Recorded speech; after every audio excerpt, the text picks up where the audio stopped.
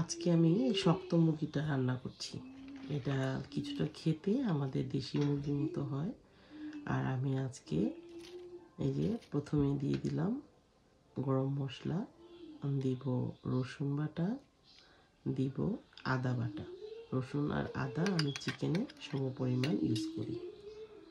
আমি এখানে দিব 1 টেবিল স্পুন দিয়েছি মরিচ। আমি এই মরিচটা একটু আজকে ঝাল ঝাল করে রান্না করছি।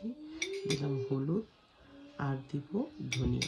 ধনিয়াটাও আমি 1 টেবিল স্পুন ইউজ করেছি। শুধু জিরাটা আমি ইউজ করেছি 1 টিস্পুন।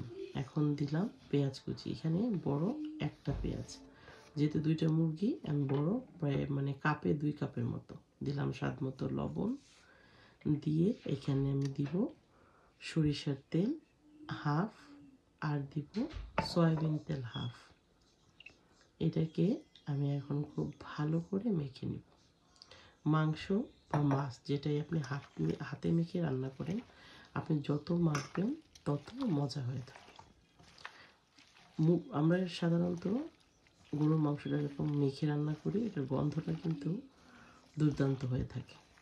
আর এই মুরগিটা একটু শক্ত হওয়াতে বাংলাদেশে যেমন বড় মোরগ হয়ে থাকে, ওইটাও দেখবেন বিশেষ করে গ্রামের দিকে মানে মানে ঘরে পালা থাকে, ওই মুরগি দিয়ে রান্না করা হয়। এটা এরকম হাতে মেখে রান্নাটা বসা, যেহেতু অনেকক্ষণ জাল দিতে হয়, সো রান্নাটা খুব অন্য রকমের একটা মজা হয়ে থাকে। আমরা যখন একবারে বাগার দিয়ে বসা, ওইটার একটা মজা, আবার হাতে মাখানো মাংসেরও একটা ডিফারেন্ট মজা। যত ভালো করে পারেন মাখবেন, মেখে আপনি চুলায় বসিয়ে দিলে ব্যাস রান্না হয়ে যাবে। আমি এই রান্নাতে কোনো সময় এটাতে আমি আবার ফোড়ন দিই, কোনো সময় আবার ফোড়নও দিই না। বা আজকেরটাতে আমি কি করব, একদম লাস্টে যখন রান্না হয়ে যাবে তখন আমি অল্প তেলে একটু পেঁয়াজ বেরেস্তা করে তার মধ্যে আমি একটু জিরার গুঁড়া দিব। দিয়ে আপনারা মাংসতে পেঁয়াজ বেরেস্তা করে জিরা ফোড়ন দিয়ে দেখবেন, খুবই ভালো লাগে।